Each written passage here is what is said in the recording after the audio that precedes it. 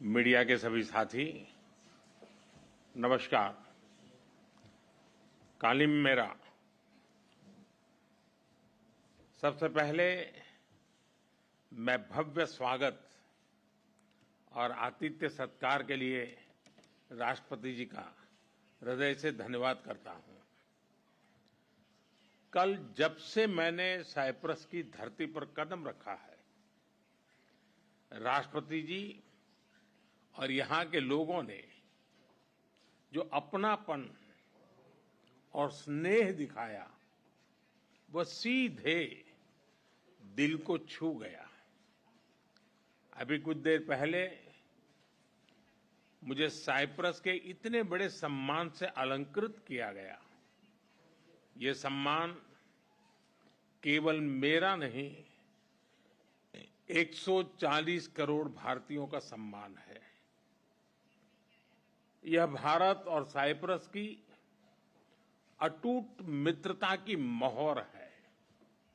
इसके लिए मैं एक बार फिर हृदय से आभार व्यक्त करता हूं। फ्रेंड्स, साइप्रस के साथ हम अपने संबंधों को बहुत महत्व देते हैं। लोकतंत्र और रूल ऑफ लॉ जैसे मूल्यों में साझा विश्वास हमारी साझेदारी के मजबूत आधार है। भारत और साइप्रस की मित्रता न परिस्थितियों से बनी है और न ही सीमाओं से बंधी है। ये समय की कसौटी पर बार बार परखी गई है और समय के हर दौर में हमने सहयोग, सम्मान और समर्थन, इस भावनाओं को जीवंत रखा है। हम एक दूसरे की संप्रभुता और क्षेत्रीय अखंडता का सम्मान करते हैं। फ्रेंड्स, 2 दशक से भी लंबे अंतराल के बाद किसी भारतीय प्रधानमंत्री की साइप्रस यात्रा हो रही है और ये आपसी संबंधों में एक नया अध्याय लिखने का एक स्वर्णिम अवसर है। आज राष्ट्रपति जी और मैंने द्विपक्षीय संबंधों के सभी पहलुओं पर व्यापक चर्चा की। साइप्रस के विजन 2035 और विकसित भारत 2047 के विजन के कई पहलुओं में समानता है। इसलिए हम साथ मिलकर भविष्य को आकार देंगे। अपनी साझेदारी को स्ट्रैटेजिक दिशा देने के लिए हम अगले 5 वर्षों के लिए एक ठोस रोडमैप बनाएंगे। रक्षा और सहयोग को और मजबूती देने के लिए द्विपक्षीय डिफेंस कोऑपरेशन प्रोग्राम के तहत रक्षा उद्योग पर बल दिया जाएगा। साइबर और मैरीटाइम सिक्योरिटी पर अलग से डायलॉग शुरू किया जाएगा। क्रॉस बॉर्डर टेररिज्म के विरुद्ध भारत की लड़ाई में साइप्रस के सतत समर्थन के लिए हम बहुत बहुत आभारी हैं। आतंकवाद, ड्रग्स और आर्म्स की तस्करी की रोकथाम के लिए हमारी एजेंसीज के बीच रियल टाइम इंफॉर्मेशन एक्सचेंज का मैकेनिज्म तैयार किया जाएगा। हम दोनों सहमत हैं कि हमारे आपसी व्यापार और निवेश में बहुत पोटेंशियल है। कल राष्ट्रपति जी के साथ मैंने दोनों देशों के आर्थिक संबंधों को लेकर बिजनेस जगत में एक उत्साह और सिनर्जी को महसूस किया। हम एक पारस्परिक लाभकारी भारत और ईयू फ्री ट्रेड एग्रीमेंट को साल के अंत तक संपन्न करने के लिए काम कर रहे हैं। इस साल भारत, साइप्रस और ग्रीस बिजनेस और इन्वेस्टमेंट काउंसिल भी लॉन्च किया गया है।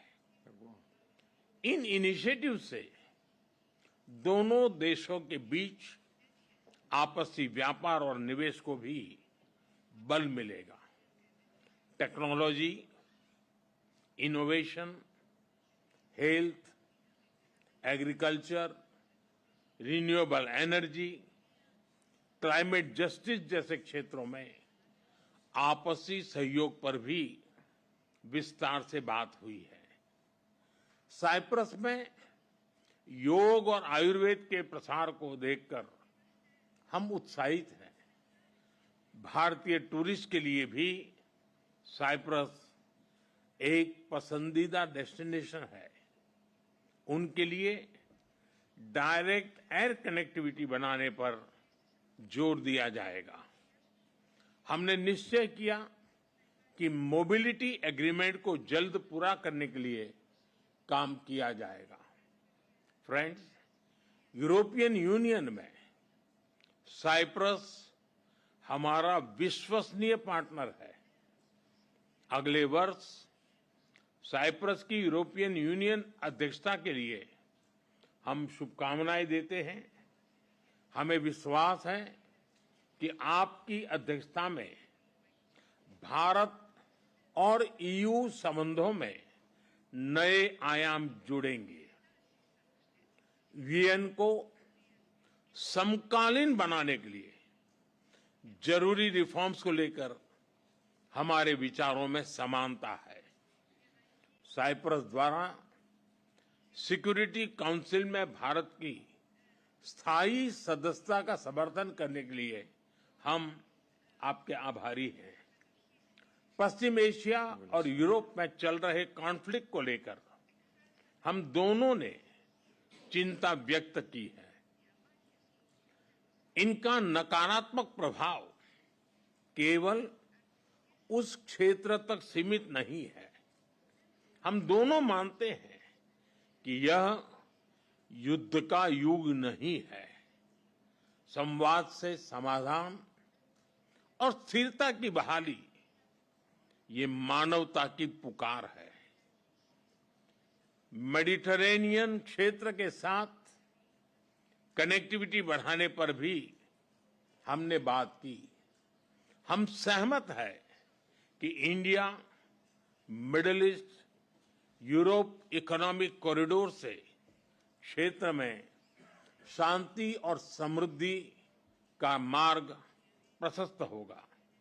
राष्ट्रपति जी, मैं आपको भारत यात्रा के लिए सादर निमंत्रित करता हूं। आशा करता हूं जल्द ही भारत में आपका स्वागत करने का अवसर मिलेगा। एक बार फिर इस विशिष्ट आतिथ्य और सम्मान के लिए बहुत बहुत धन्यवाद।